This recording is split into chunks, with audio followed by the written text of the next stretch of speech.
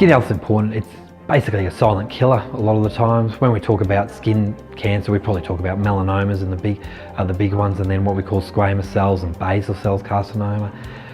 We live in a country of sun. Queensland's the skin cancer capital of the world. You know, while New Zealand has more melanomas per capita, Queensland's and northern New South Wales the skin cancer capital of the world. So Australians, about 2,000 to 3,000 of us will die from skin cancer every year, and that's a fairly high cause of death.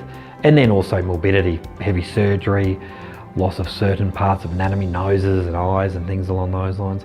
And for young people under the age of 35, 18 to 35, look, they're generally healthy, but skin cancer is the top 2 causes of death in those ones. So it's something that we get the sun every time we walk out. Every minute of every day we walk out, we get the sun. Maybe not in winter in Dalesford, but we get the sun.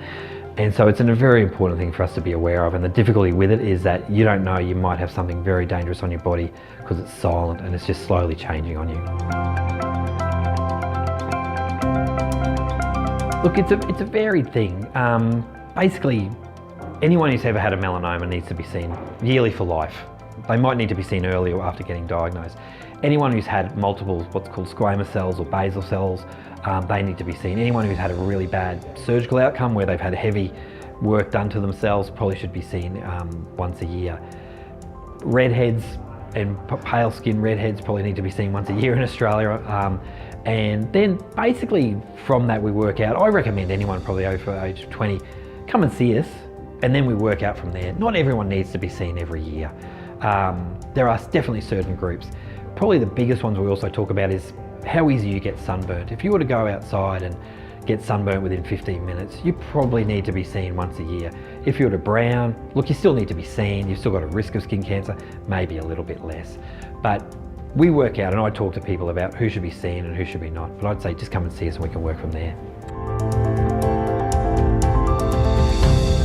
If someone sees something changing, probably the biggest thing we tell people to look out for is something that changes.